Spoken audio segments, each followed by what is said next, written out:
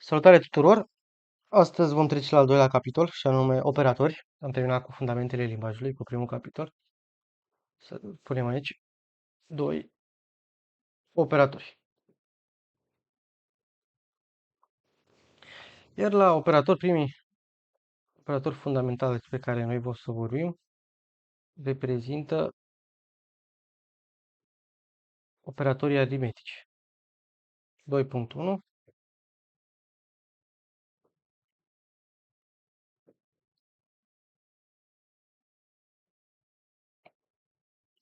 operatori aritmetici.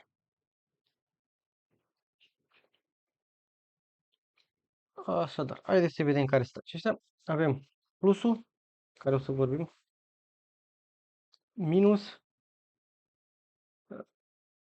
împărțit, rest,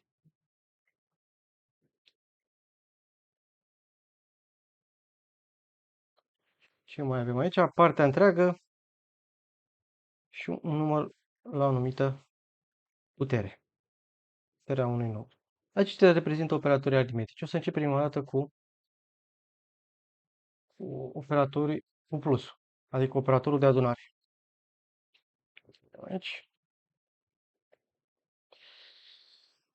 Ei bine, primul, cel mai fundamental lucru, și anume atunci când avem o variabilă și punem 5 plus 3, avem aici 5 adunat cu 3, evident că dacă dăm print A, va trebui să ne dea valoarea 8 și asta se va întâmpla.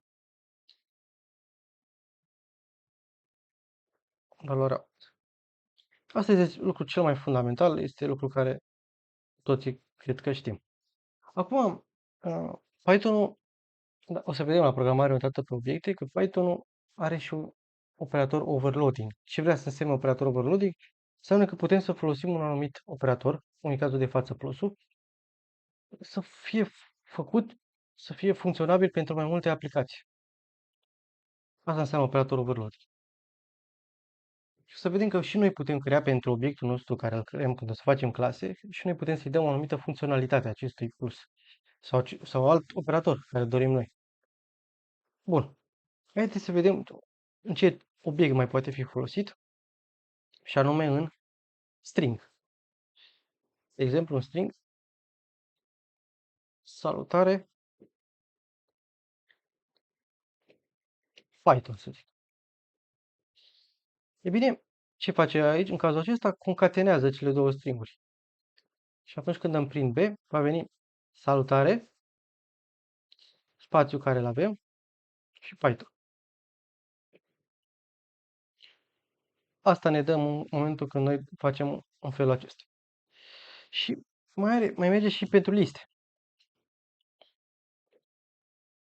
1, 2, 3, să zic plus 4, 5, 6. La fel concatenează și când vom da prin C, ne va da 1, 2, 3, 4, 5, 6.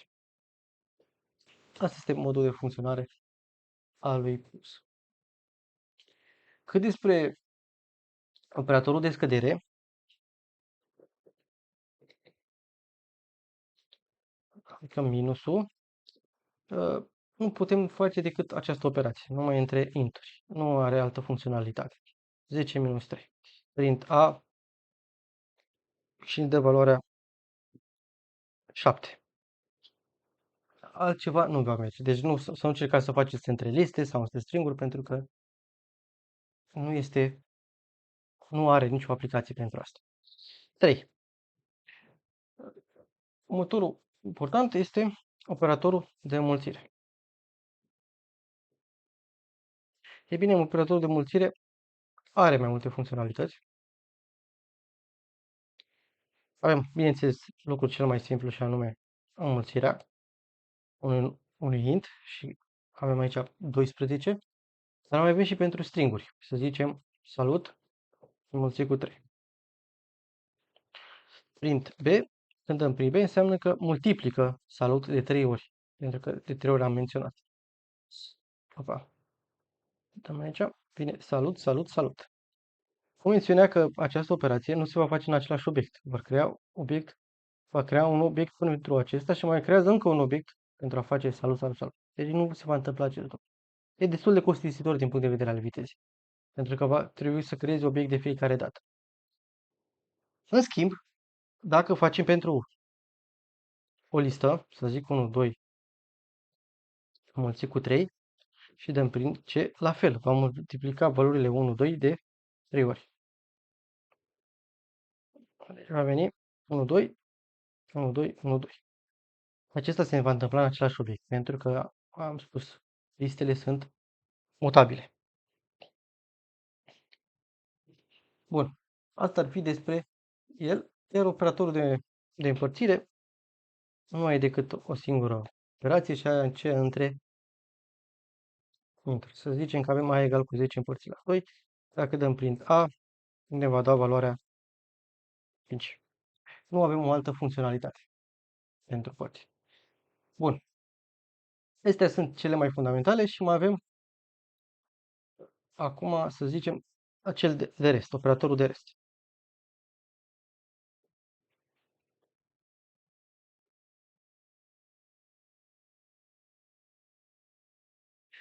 Să zicem A egal cu 10 la 103. Ce vrea să însemne asta?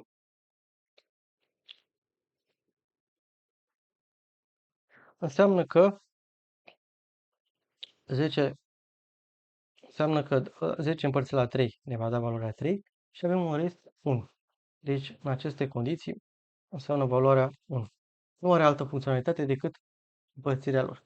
O să discutăm mai multe lucruri atunci când noi intrăm în librăria MAT și să vedem că uh, și atunci ce se întâmplă când facem acest lucru cu operații negative și vom compara și cu alți operatori de rest care există în librăria MAT.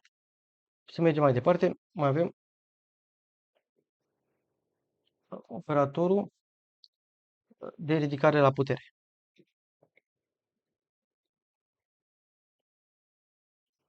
Acesta este el. Avem A egal cu, să zic, 2 la puterea a treia. 2 la puterea a treia este valoarea 1. În afară de funcționalitatea folosirii în numere întregi, nu există. Deci numai pentru numere întregi. Și mai avem operatorul de împărțire 7 de împărțire întreagă. În felul acesta avem 10 A egal cu 10 la 103, nu la 100, nu știu cum îi zice la chestia asta. Și aici, când dăm print A, înseamnă partea întreagă. Noi 10 împărțit întreg la 3 înseamnă 3, și ceva dacă ar fi împărțirea normală, dar se ia partea întreagă și asta înseamnă valoarea 3.